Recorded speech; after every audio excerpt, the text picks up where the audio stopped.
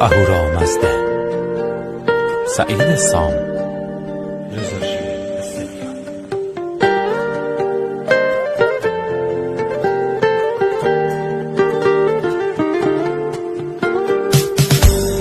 من هنوزم همونم، اگه دوست داشتی بیا.